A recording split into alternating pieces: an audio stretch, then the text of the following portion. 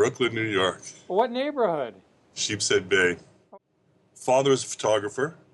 I was studying to be a photographer. This is as a teenager, and he got me a mentor. And I used to go from Sheepshead Bay, Brooklyn, up to Washington Heights at the tip of Manhattan. Took me 2.5 hours. And this fellow photographer, he was totally into jazz. He had studied with Lee Konitz. So my first listening was through his ears. So instead of maybe some of the more popular stuff, it was Lee, Lenny Tristano, Prez, of course, Bird, and then I brought Sonny to the table myself.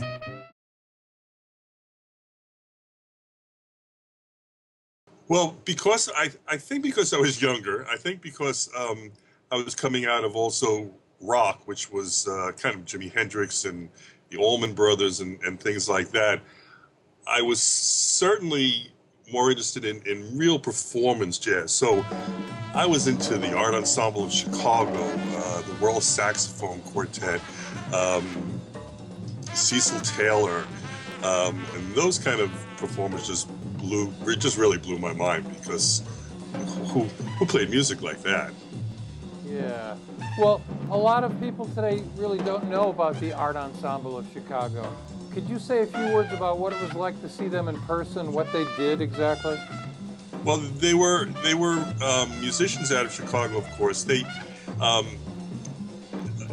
out of the 5 dressed in fantastic costumes, for lack of a better word, but they were real. It was real performance. It wasn't just a musician, bass player just standing. I mean, Malachi Flavors, he danced when he played, and Lester Bowie would wear a white robe, and he was he would dance across. Everyone would move, and there was a real progression of conversation between the musicians on a very obvious physical way. So I'm in the photography field. I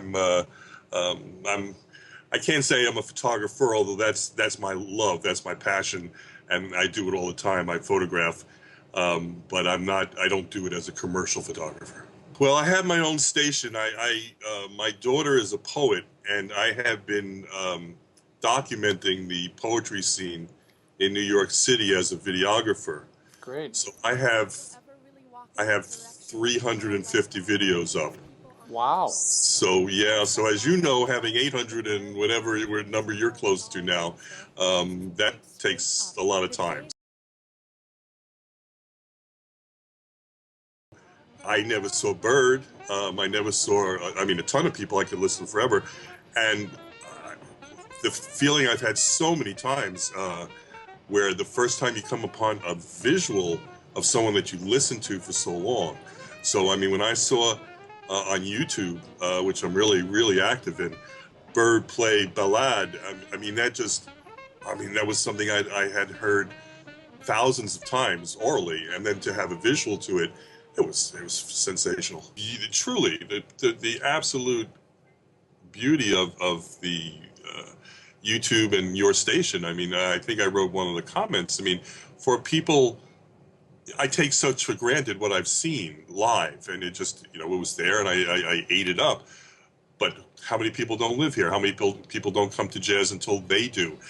You had a comment in there from someone who had never heard Sarah Vaughan, and I was like, I wake up, my daughter's named Sarah because of that. So I was like, how could you not know Sarah Vaughan? But yet that was an easy truth.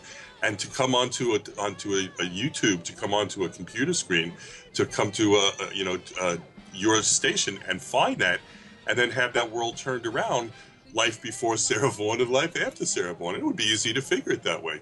So a person who's had peripheral to jazz and any of Sarah Vaughan, wow. And that only happens because of YouTube and stations like yours.